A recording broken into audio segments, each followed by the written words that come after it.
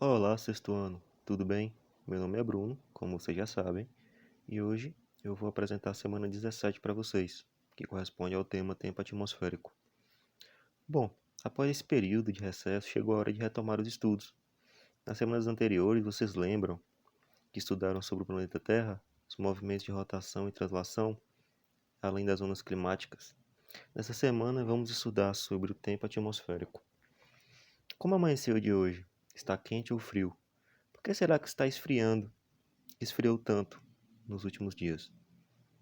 Bom, pessoal, primeiro temos que ter a ideia do que é a atmosfera, de que é composta a atmosfera.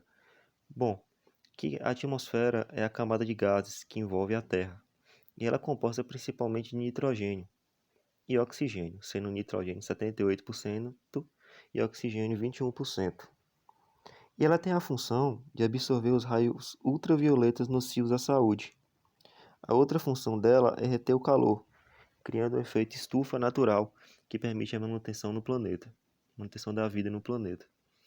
E caso a atmosfera não existisse, essa camada de gases que envolve a Terra não existissem, calcula-se que a temperatura da Terra ficaria em torno de -20, ou seja, ficaria muito gelado.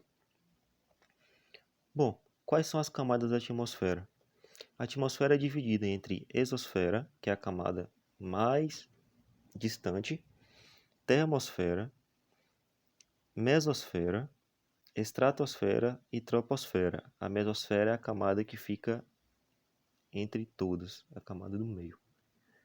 Bom, o que é o tempo atmosférico? O tempo atmosférico de uma localidade é o resultado momentâneo de uma combinação dos elementos básicos do clima, isto é, da temperatura, da pressão atmosférica e da umidade do ar. Bom, as mudanças de tempo ocorrem em qualquer lugar, principalmente por causa dos deslocamentos dos ventos e das massas de ar. E como é que é feito, professor, as previsões do tempo? É feita pelos meteorologistas. E ela é de grande utilidade, sabe, para agricultura, turismo e áreas urbanas, ao indicar períodos de seca, de geadas, de chuvas, entre outros. Bom, de acordo com o estado da atmosfera, o tempo pode ser frio, ameno ou quente.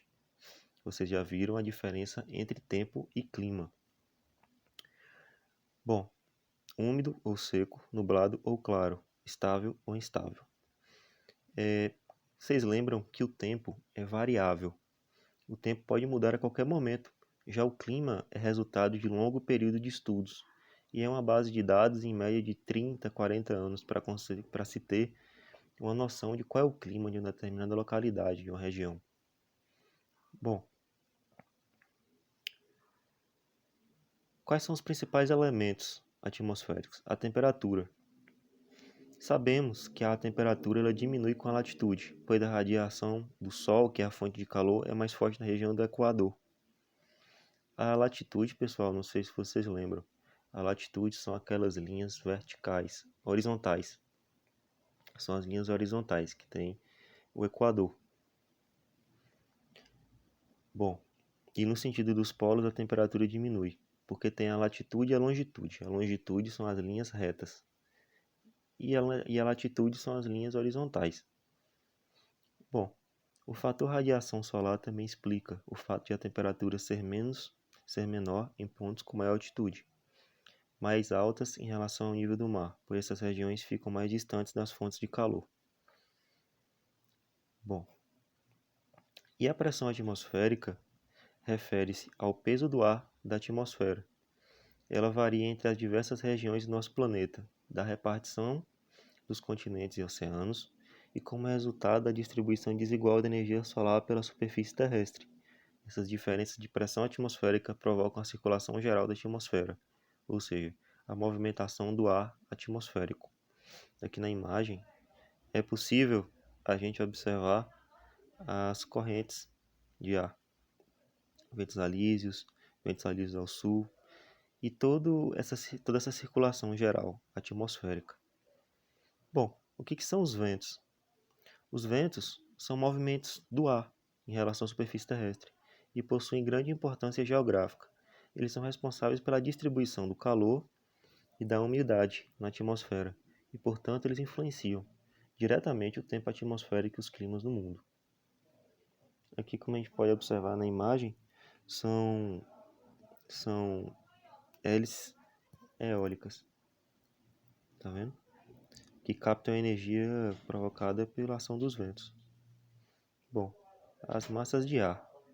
As massas de ar são grandes porções de ar atmosférico com características de temperatura e umidade aproximadamente uniformes às do lugar onde se originam. Assim, se uma massa de ar se forma em uma região quente e úmida, por exemplo, na região equatorial da Amazônia, que a gente sabe que chove bastante, ao se deslocar, ela provavelmente provocará chuvas e aumento de temperatura na área onde passar.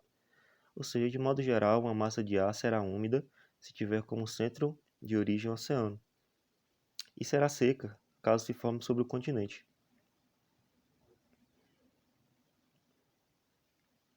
Bom, pessoal, e essa é a atividadezinha proposta para sintetizar o conteúdo dessa semana.